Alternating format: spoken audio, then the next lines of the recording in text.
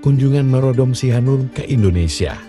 Hubungan diplomatik antara Indonesia dan Kamboja telah dijalin secara resmi sejak tahun 1959 saat kedua negara menandatangani perjanjian persahabatan di Jakarta pada 13 Februari tahun 1959. Namun, kedua negara telah memiliki pertalian sejarah dan kebudayaan sejak abad ke-8 hingga ke-9 Masehi, semasa dinasti Sailendra berkuasa di zaman Kerajaan Mataram di Jawa, dan dinasti Jayawarman II pada masa Kerajaan Angkor di Kamboja.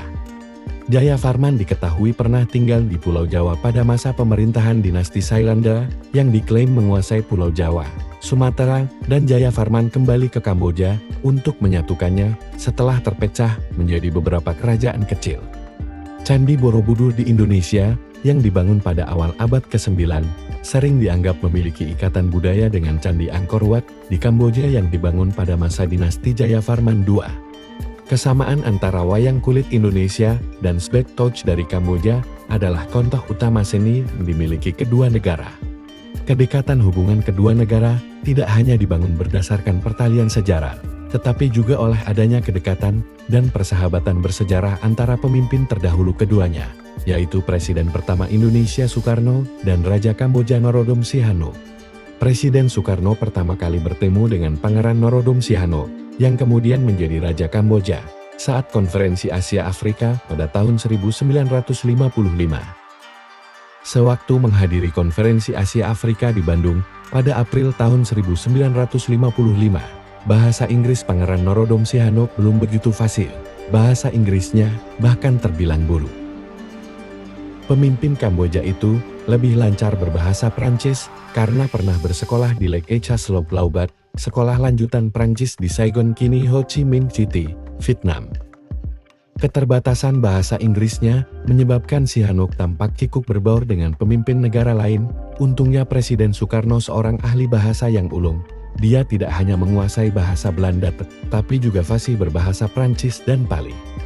Bahasa Inggrisnya luar biasa, tutur Sihanouk kepada Bernard Kreiser dalam Sihanouk Reminiscence, World Leader 1 Have Known.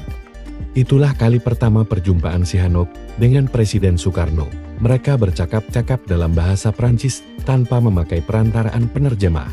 Hingga konferensi berakhir yang menghasilkan Dasasila Bandung, persahabatan Soekarno dan Sihanouk terus terjalin dalam kurun waktu tahun 1959 sampai tahun 1965. Soekarno telah 5 kali berkunjung ke Kamboja. Kunjungan itu, menurut Sihanouk, lebih banyak daripada pemimpin negara lain. Sihanouk bersama istrinya, Monique, selalu melakukan kunjungan balasan ke Indonesia. Hubungan persahabatan antara Norodom Sihanouk dan Soekarno telah mendorong kerjasama bilateral dan regional kedua negara, hingga akhirnya Indonesia dan Kamboja membuka hubungan diplomatik pada 13 Februari tahun 1959. Pada Maret tahun 1962, pemerintah Indonesia mengirim Mayor Jenderal Purnawirawan Abdul Karim Rashid sebagai Duta Besar RI pertama untuk Kamboja.